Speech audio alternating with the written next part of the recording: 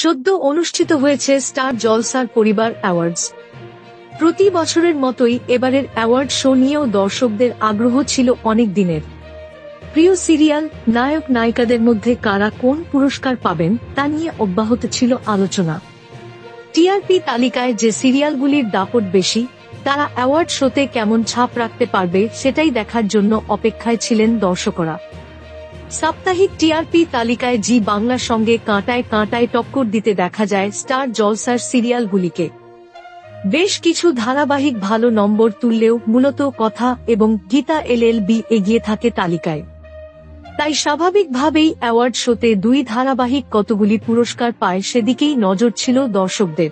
ইতিমধ্যেই সামনে এসেছে স্টার জলসা পরিবার অ্যাওয়ার্ডসের সম্ভাব্য বিজয়ী তালিকা। বিভিন্ন সিরিয়ালের জনপ্রিয় নায়ক নায়িকাদের হাতে উঠেছে পুরস্কার। তবে বড় চমক দিয়েছে কথা।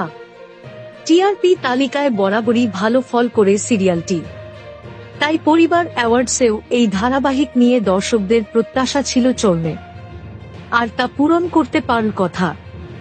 একগুচ্ছ পুরস্কার জিতে চমকে দিয়েছে কথা টিম। মোট 22টি অ্যাওয়ার্ড পেয়েছে কথা টিম।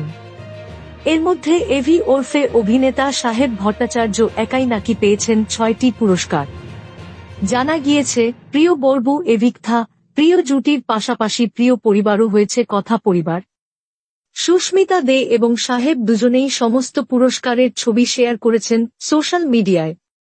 যদিও এ নিয়ে কটাক্ষ শানিয়েছেন নেটিজেনদের একাংশ।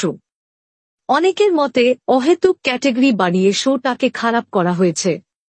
এতগুলি পুরস্কার দেওয়ার কোনো মানে নেই বলেও মন্তব্য করেছেন কয়েকজন। Thank you so much for watching our videos. Please do like, share, and subscribe our channel.